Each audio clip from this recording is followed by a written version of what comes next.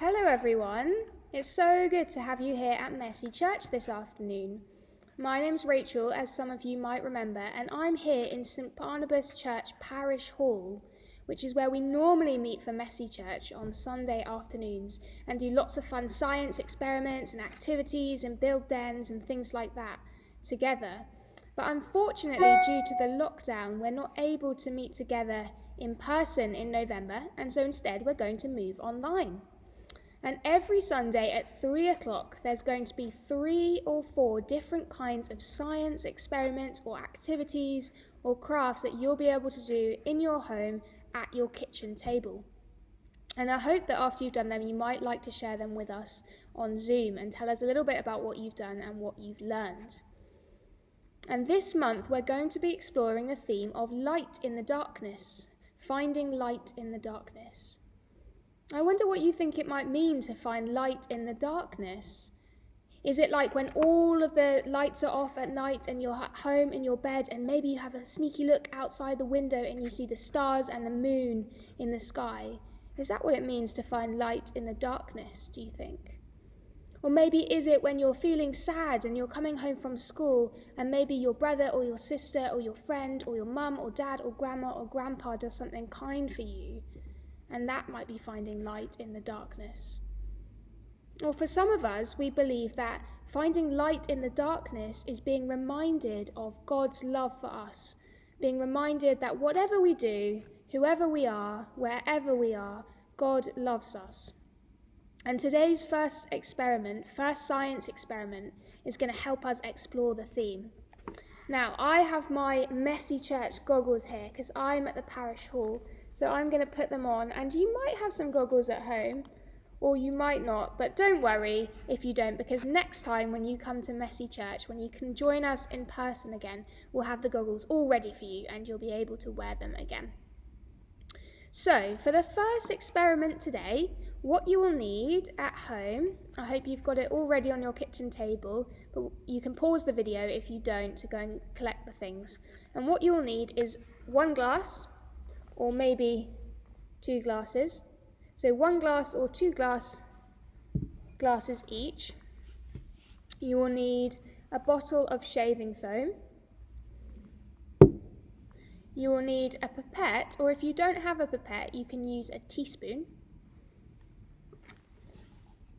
You will need some food colouring, maybe 1 or 2 or 3 different kinds, depending on what you have in your kitchen cupboard. And you will also need some water.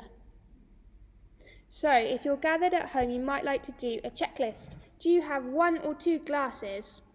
Check. Do you have some shaving foam? Check. Do you have a pipette or a teaspoon? Check. Do you have some food colouring? Check. And do you have a jug of water? Check. If you do, you're ready to start the first science experiment, which is called Rainy Days. And what you need to do is you need to take your glass and pop it on the table in front of you, like this. And really carefully, you might need some help with this, or you might be okay to do it on your own. Pour the water, maybe half full, in the glass like that. So your glass should now be half full with water. And after that, what you're going to do, and this is the really fun bit as well, is you're going to get your bottle of shaving foam, give it a good shake, shake, shake, shake, shake, shake, shake. When you've given it a nice good shake, you're going to take the lid off, and really carefully, you're going to squirt it over the top like this. Ooh! Wonder what it smells like and what it sounds like as it comes out as you spray it into your glass. And as you can see, this is a bit like a cloud, isn't it? This is a bit like a cloud on a rainy day. And what we're going to do next is, if you choose what colour food colouring you'd like to use or you have in your cupboard at home, pop your food colouring in front of you, take off the lid really carefully, or you could ask mummy or daddy or grandma or grandpa or whoever is helping you at home to pour some food colouring in a little cup for you. Especially if you're using a teaspoon, it might be better to put it in a cup so that you can spoon out the food colouring. And what you're going to do, I wonder if you can guess what we're going to do next. Is we're going to squirt some food colouring over our cloud. What do you think is going to happen? Oh! Can you see it coming out of the bottom? Let me try it again with a different colour. Oh, all the shaving foam is melting. Look at all the different colours coming out of the bottom. I wonder what different colours you can create.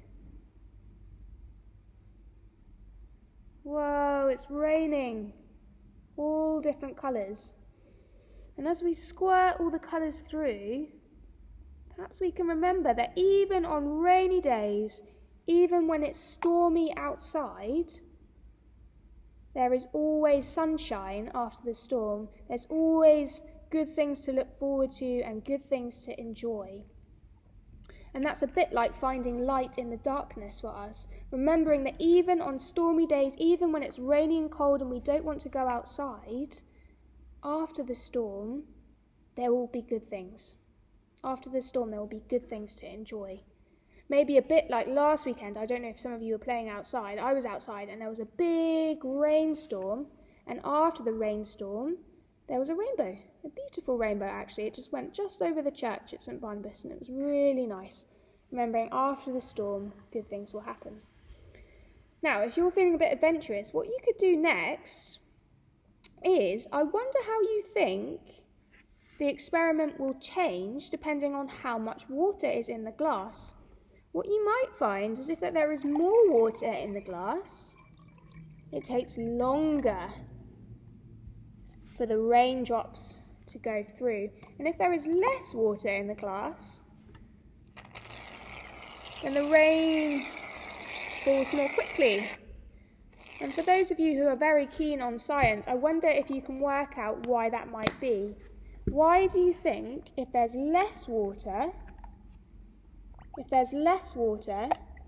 the food colouring will fall faster, and if there's more water, the food colouring will fall slower?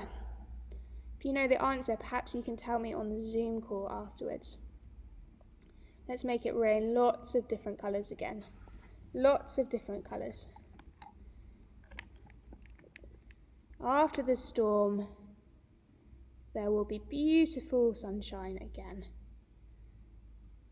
After the lockdown, we'll be able to see each other again, and there will be play dates, and there will be sports, and there will be swimming, and there'll be all the things that you've missed.